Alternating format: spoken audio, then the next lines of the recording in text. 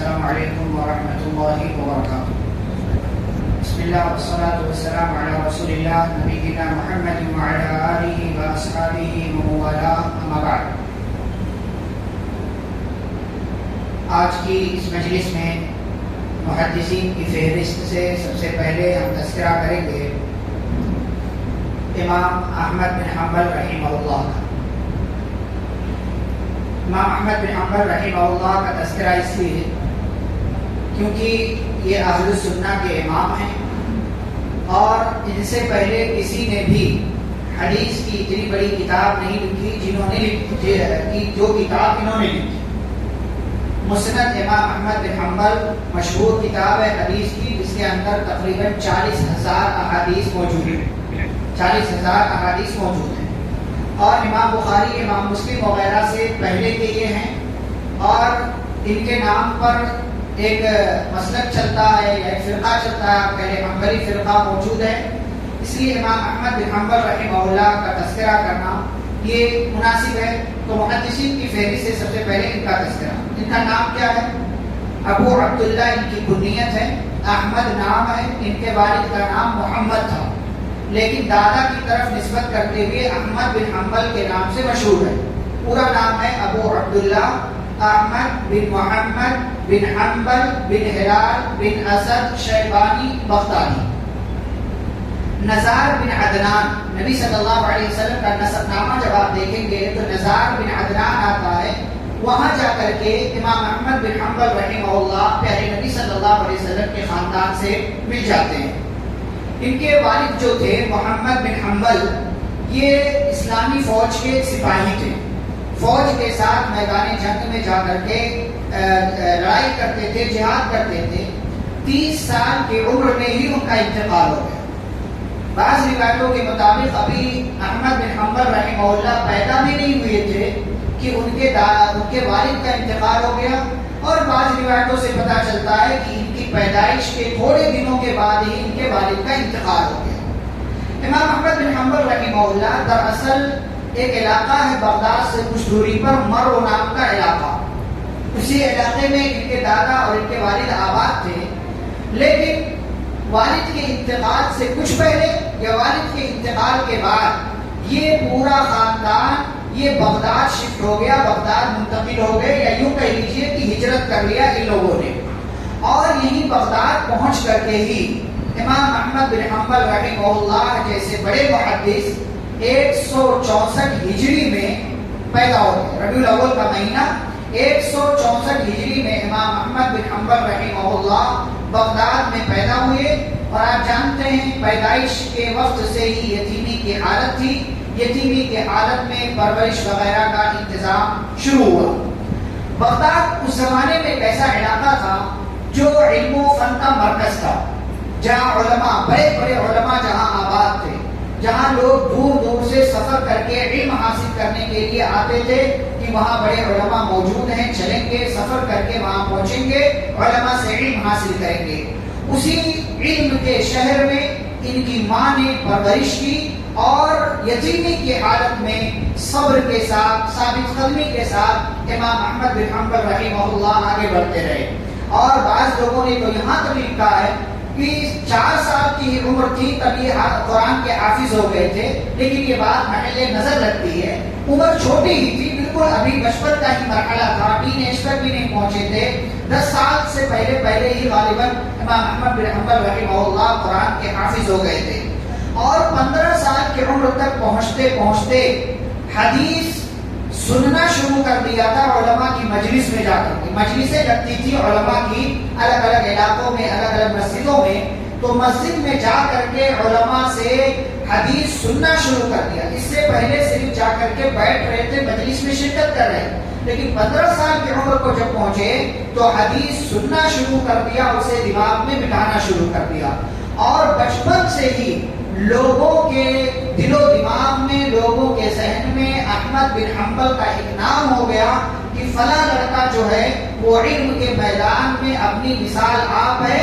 اور امام احمد بن حنبل رحمہ اللہ بچپن سے ہی مشہور ہو گئے، آپ کی صلاحیت مشہور ہو گئی۔ جیسا کہ میں نے کہا کہ 15 سال کی عمر تھی، 179 ہجری 179 ہجری سے ہی سب سے پہلے حشیم بن بشیر ان کے استاد تھے، ان سے حدیث سننا شروع کیا، اور جیسے جیسے عمر بڑھتی گئی امام احمد بن حنبل رحمہ اللہ نے مختلف علاقوں کا سفر کیا۔ بغداد علم و فن کا مرکز تھا، لیکن اس کے باوجود دوسرے شہروں میں بڑے بڑے علماء موجود تھے، تو ان علاقوں میں غربت کے باوجود امام احمد بن حنبل رحمہ اللہ سفر کر کے گئے اور وہاں کے علماء سے علم حاصل کیا۔ کوفہ گئے جو کہ عراق کا ہی علاقہ ہے، بصرہ گئے عراق کا ہی علاقہ ہے، مکہ گئے، مدینہ گئے، شام گئے، مختلف علاقوں میں گئے، اور جانتے ہیں کہ گھر میں غربت کے حالات تھے، پیسے نہیں تھے، مالدار نہیں تھے یہ لوگ، ان کا گھرانہ۔ تو امام احمد بن حنبل رحمہ اللہ نے اپنی زندگی میں 5 حج کی، 5 مرتبہ حج کے لیے گئے، اس میں سے 3 مرتبہ غربت کی وجہ سے 3 مرتبہ پیدل چل کر کے گئے، 3 مرتبہ پیدل چل کر کے گئے۔ اور ایسا نہیں ہے کہ صرف حج کے مقصد سے نہیں گئے، حج تو مقصد تھا ہی، لیکن راستے میں جو علماء ملتے گئے ان سے استفادہ، ان سے فیض حاصل کرتے گئے، علم حاصل کرتے گئے، اپنے اس سفر کو کامیاب بناتے گئے۔ اور ایک سفر تو ایسا کیا امام احمد بن حنبل رحمہ اللہ نے کہ صرف اس سفر میں 30 درہم ان کا خرچ ہوا، صرف 30 درہم۔ 30 درہم کو اگر آپ اس زمانے میں 30 درہم چاندی کا ہوتا تھا، اگر آج کے زمانے میں اس کو کنورٹ کریں تو 100 گرام چاندی بنتی ہے۔ 100 گرام چاندی کی آج کیا قیمت ہے آپ اندازہ لگائیں۔ 100 گرام چاندی کی قیمت زیادہ سے زیادہ 6,000-7,000 روپے ہو، بہت زیادہ تو 6,000-7,000 روپے۔ یہ اتنے مطلب غربت اتنی تھی، اتنے جو ہے گھرانہ غریب تھا، محتاج تھا، اس وجہ سے، لیکن علم کا شوق تھا تو چلیں 2 کام ہو جائے گا۔ مختلف علاقوں میں گئے امام احمد بن حنبل رحمہ اللہ، اور بڑے بڑے اساتذہ سے، اپنے زمانے کے بڑے بڑے اساتذہ سے انہوں نے علم حاصل کیا۔ سفیان بن عیینہ رحمہ اللہ بہت بڑے عالم ہیں، حدیث کے امام ہیں۔ وکیع بن جراح رحمہ اللہ، امام شافعی رحمہ اللہ، آپ جانتے ہیں امام شافعی رحمہ اللہ کو، امام احمد بن حنبل کے استاد ہیں۔ عبد الرحمن بن مہدی، یحییٰ بن معین، علی بن مدینی، یہ بڑے حدیث کی کتابیں اگر آپ پڑھیں ان میں جو بڑے بڑے نام آپ کو ملیں گے سن 2 صدی ہجری کے، تو اس 2 صدی ہجری کے یہ کچھ بڑے نام ہیں جو امام احمد بن حنبل رحمہ اللہ کے استاد ہیں۔ امام احمد بن حنبل رحمہ اللہ نے علم سیکھا، اور جب علم میں پختگی حاصل ہو گئی تو خود بھی درس دینا شروع کر دیا۔ اور آج ہمارے یہاں کیا لوگ 1-2 کتابیں پڑھ کر کے اپنے آپ کو عالم سمجھتے درس دیتے ہیں، تفسیر بیان کرتے ہیں، لوگ حدیث بیان کرتے ہیں، معنی مفہوم بیان کرتے ہیں۔ علم کے لیے سفر کرنا پڑے گا، علماء کے سامنے بیٹھنا پڑے گا۔ کتابوں سے علم نہیں آتا، کتابوں سے جانکاری ملتی ہے، کتابوں سے جانکاری، نالج ملتی ہے، لیکن علم کیسے آئے گا، اس کا صحیح معنی، صحیح مفہوم کیا، یہ علماء کے سامنے آپ کو بیٹھنا پڑے گا۔ یہ علماء کے سامنے آپ سائنس کی کتاب پڑھ لیں تو اس سے آپ کو علم تو آ جائے گا، لیکن آپ سائنٹسٹ نہیں بن سکتے۔ سائنٹسٹ بننے کے لیے آپ کو سائنٹسٹ کے سامنے جانا پڑے گا، ٹیچر کے سامنے جانا پڑے گا، اس سے سیکھنا پڑے گا کہ یہ فارمولا کہاں اپلائی ہوگا، یہ قانون کہاں اپلائی ہوگا، یہ کیسے کام کرتا ہے، یہ کیسے کام کرتا ہے۔ لیکن لوگوں نے دین کو مذاق بنا رکھا۔ امام احمد بن حنبل رحمہ اللہ جب پختہ علم کے مالک بن گئے تو انہوں نے حدیث کا درس دینا شروع کر دیا، قرآن کی تفسیر بیان کرنا شروع کر دیا۔ ان کے اپنے استاد امام شافعی رحمہ اللہ اپنے شاگرد کے تعلق سے گواہی دیتے ہیں کہ میرا یہ شاگرد 8 علم میں مہارت رکھتا ہے، 8 علم میں، 8 چیزوں میں مہارت رکھتا ہے، حدیث ہے، لغت ہے، فقہ ہے، قرآن ہے، سنت ہے، اور اسی طریقے سے اور دیگر چیزوں کے نام انہوں نے گنوائے۔ ان ساری چیزوں میں امام احمد بن حنبل رحمہ اللہ ماہر ہیں، اور ان سے بڑا ماہر کوئی اور نہیں ہے۔ اور ان کے شاگردوں کی تعداد کتنی ہے اس کا آپ اندازہ بھی نہیں کر سکتے کہ بعض مرتبہ ان کی ایک مجلس میں 5,000 لوگ بیٹھ کر کے ان سے حدیث سنا کرتے تھے، قرآن کی تفسیر سنا کرتے تھے۔ کتنے شاگرد ہو گئے تھے، لیکن مشہور شاگرد آپ جانتے ہیں امام بخاری رحمہ اللہ، امام مسلم رحمہ اللہ، امام ابو داؤد، جو کتب ستہ 6 بڑے محدث ہیں جن کی کتابیں مشہور ہیں، ان میں سے 3 لوگ یہ امام احمد بن حنبل رحمہ اللہ کے شاگرد ہیں، امام بخاری، امام مسلم اور امام ابو داؤد۔ ان کے ایک استاد ہیں یحییٰ بن معین رحمہ اللہ، تقریباً انہی کے ہم عمر تھے لیکن استاد تھے ان کے۔ وہ کہا کرتے تھے ما تحت ادیم السماء افقہ من احمد، فرماتے تھے کہ اس آسمان کے نیچے امام احمد جیسا سمجھدار انسان کوئی اور نہیں ہے، امام احمد جیسا فقیہ انسان کوئی اور نہیں ہے، یہ ان کے اپنے استاد کی گواہی اپنے شاگرد کے تعلق سے۔ امام احمد بن حنبل رحمہ اللہ نے مختلف مشقتیں برداشت کی علم حاصل کرنے کے لیے اور لوگوں تک علم پہنچانے کے لیے، یہاں تک کہ سنت پر عمل کرنے میں بہت مشہور تھے۔ خود امام احمد بن حنبل رحمہ اللہ کہتے ہیں کہ جب بھی مجھے نبی کی کوئی حدیث ملی، نبی کی کوئی سنت ملی، میں نے اس پر عمل کر لیا، چاہے مجھے اس کی ضرورت رہی ہو یا نہ رہی ہو۔ کہتے ہیں مجھے یہ بات معلوم ہوئی کہ نبی صلی اللہ علیہ وسلم نے حجامہ کروایا تھا، میں نے بھی حجامہ کروا لیا، حالانکہ مجھے حجامہ کی ضرورت نہیں تھی۔ یہ ہے سنت پر عمل کرنے کا شوق۔ کہا کوئی بھی نبی کے واسطے سے صحیح بات جو مجھے معلوم ہو گئی، میں نے اس پر عمل کر لیا۔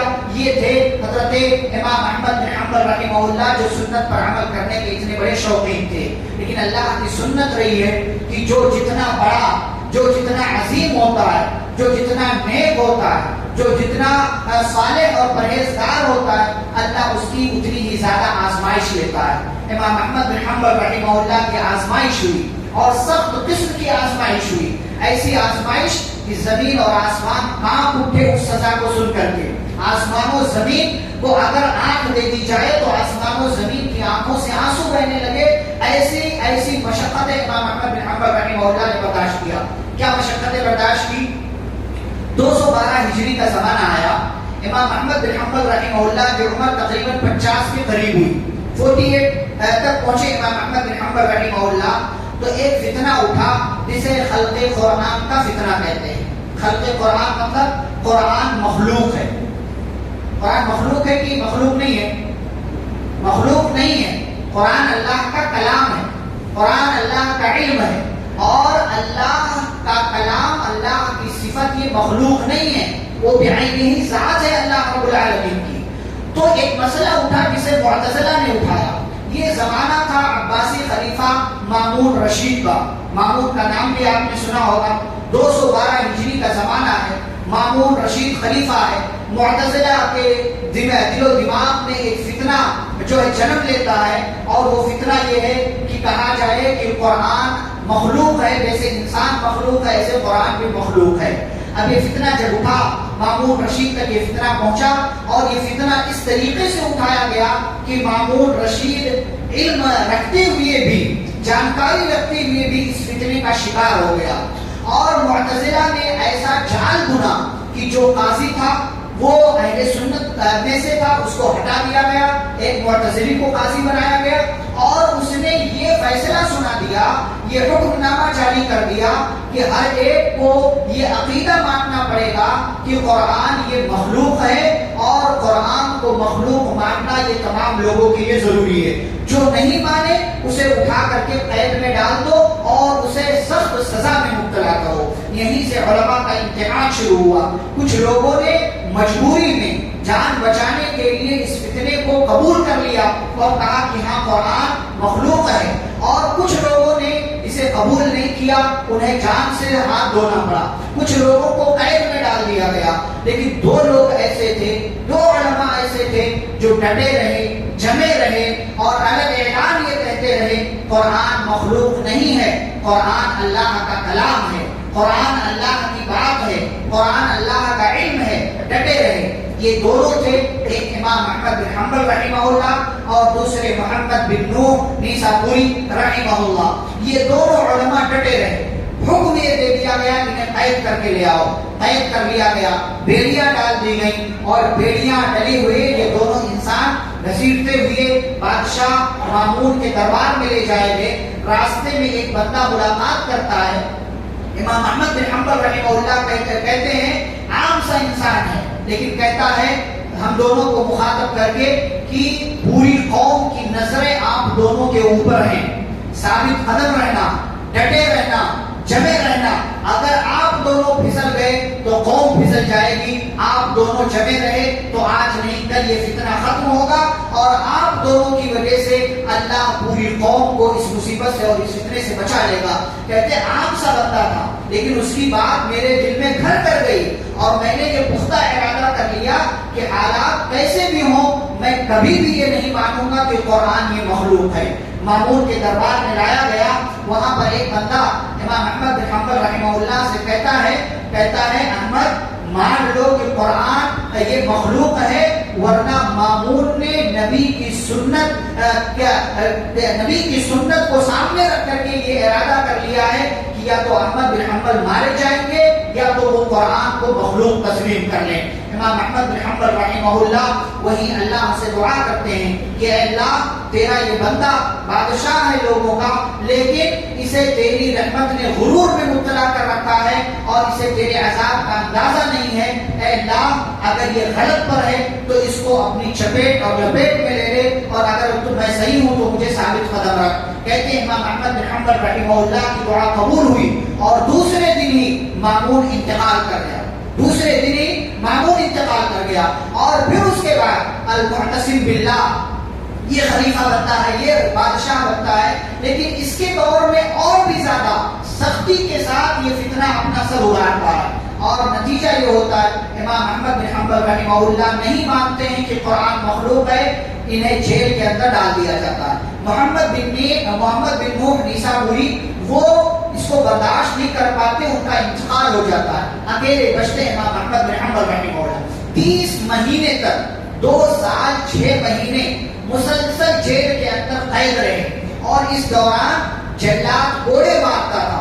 جلاد کا خود بیان ہے کہ کوڑے اتنی زور سے میں مارتا تھا کہ اگر وہ کوڑے کسی حاجی کو مارے جاتے تو وہ چنگھاڑ اٹھتا, اس کے اندر سے آواز آتی. لیکن یہ کیسا استقامت کا, عزیمت کا, صبر کا پہاڑ بنا ہوا تھا کہ اس کو کوڑے مارے جا رہے ہیں, آنکھوں سے آنسو جاری ہیں, لیکن بجائے رونے کے, چیخنے کے, چلانے کے اللہ سے دعا کرتا ہے اور اپنی ثابت قدمی کی اللہ سے بھیک مانگتا ہے کہ اللہ کہیں ایسا نہ ہو اس فتنے میں ناکام ہو جاؤں. المعتصم باللہ کا اس کے بعد انتقال ہوتا ہے. واثق باللہ خلیفہ بنتا ہے, بادشاہ بنتا ہے. اس کے زمانے میں بھی یہی سلسلہ چلتا ہے. یہ سلسلہ 20 سالوں تک چلا. 20 سالوں تک امام احمد بن حنبل رحمہ اللہ پر مکمل طور سے پابندی لگا دی گئی. کبھی جیل میں ڈالا گیا, کبھی جیل سے نکالا گیا تو کہا گھر میں بند رہو, کسی کو حدیث نہیں سنا سکتے, کسی کو تک اپنا علم نہیں پہنچا سکتے, اپنے گھر میں بند رہو. لیکن لوگ تھے امام احمد بن حنبل کا مقام سمجھتے تھے. کوئی فقیر کی شکل میں امام احمد بن حنبل کے دروازے پر آ کر بیٹھ جاتا تھا. امام احمد بن حنبل دروازہ کھولتے تھے, وہ کہتا تھا حدیث سناؤ. احمد بن حنبل کہتے تھے معلوم نہیں مجھ پر پابندی ہے کہ حدیث نہ سناؤ. کہا حدیث اس طریقے سے نہ سنائیے, لیکن میں آپ سے اس طریقے سے کوئی چیز مانگوں تو آپ ایک بہانے سے مجھے نبی کی کوئی حدیث بیان کر دیا کریں, اس کے بعد میں آپ کے دروازے سے چلے جاؤں. یہ سیکھنے سکھانے کا جذبہ تھا.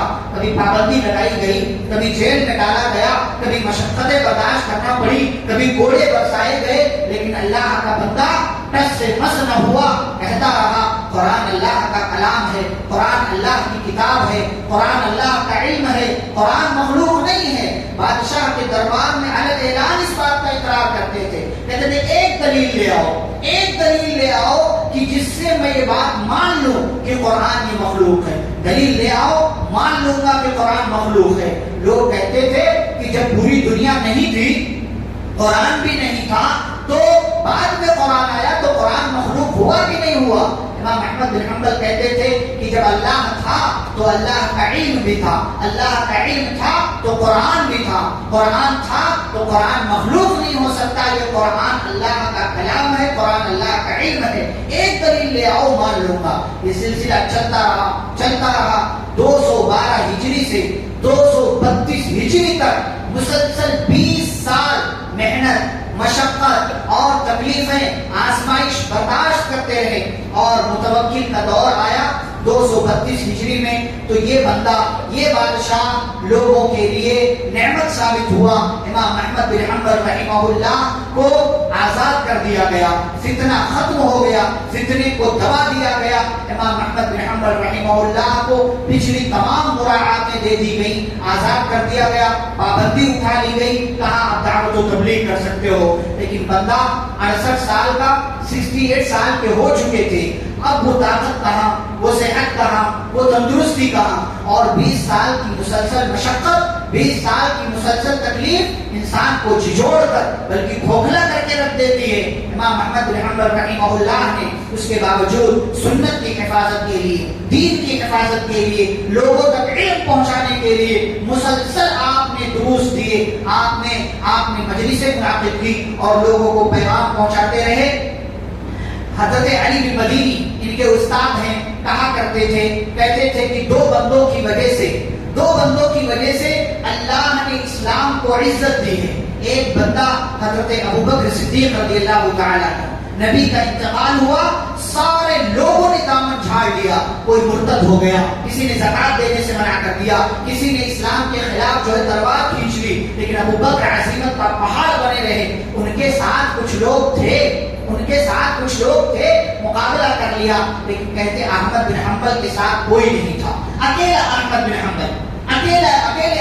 حنبل رحمہ اللہ، کوئی ساتھ نہیں، جو ساتھ دے اسے بھی قید میں ڈال دو۔ احمد بن حنبل رحمہ اللہ مسلسل 20 سالوں تک تکلیف برداشت کیے، ان کی وجہ سے اللہ نے اسلام کو عزت دی۔ اور کیسے عزت دی آپ اندازہ لگائیں کہ وفات کا وقت قریب آیا، 241 ہجری کا زمانہ ہے، 77 سال کی عمر ہو چکی ہے۔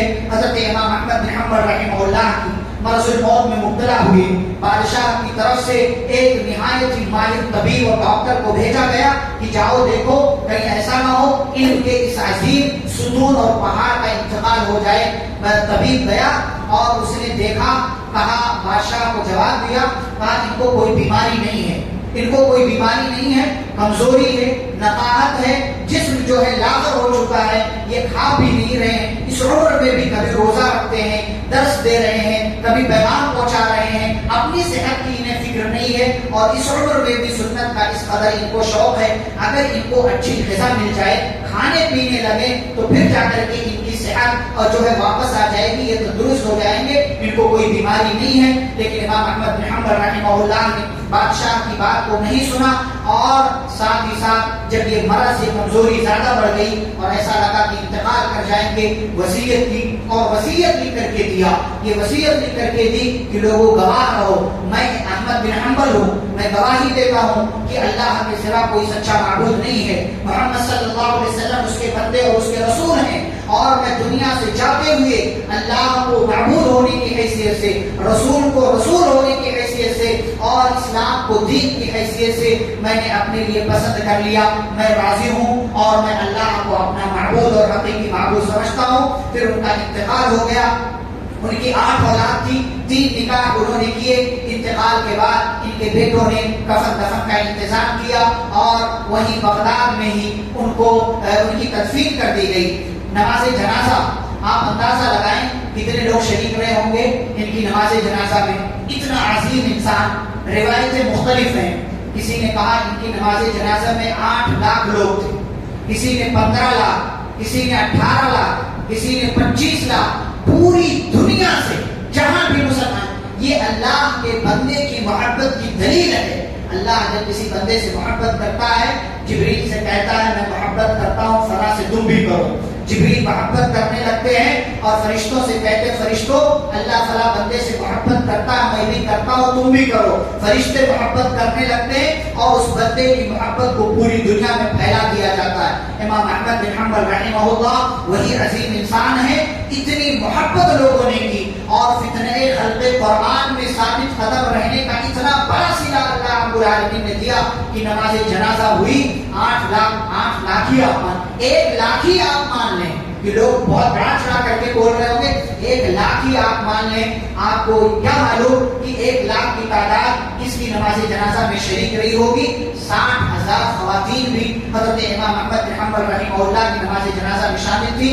اور امیر بغداد کے اس وقت کے جو امیر تھے محمد بن عبداللہ طاہر، انہوں نے نماز جنازہ ادا کرائی، نماز جنازہ پڑھائی، اور اس کے بعد امام احمد بن حنبل رحمہ اللہ کو قبر کے حوالے کر دیا گیا، ان کی تدفین ہو گئی. میرے بھائیو بزرگوں، ایک عظیم محدث، ایک عظیم انسان، سنت رسول کے شیدائی، سنت رسول کے شوقی، سنت کی اتباع کرنے والے، سنت کو اپنی زندگی میں داخل کرنے والے، استقامت کے پہاڑ، امام اہل سنہ والجماعہ امام احمد بن حنبل رحمہ اللہ، جنہوں نے حدیث کی اتنی بڑی کتاب تصنیف کی. ضرورت یہ ہے کہ ہم ان سے محبت کریں، ان کے مقام کو سمجھیں اور ان کے لیے دعائیں کریں، کیونکہ انہوں نے ہمارے لیے محنت کی ہے اور ہمارے لیے مشقتیں برداشت کی ہیں. اللہ ان سے راضی ہو اور اللہ رب العالمین ان پر اپنی کروڑوں رحمتیں نازل فرمائے. آمین. صلی اللہ علیہ نبی کریم. سبحانک اللہم و بحمدک، اشہد ان لا الہ الا انت، استغفرک و اتوب الیک. السلام علیکم و رحمۃ اللہ وبرکاتہ.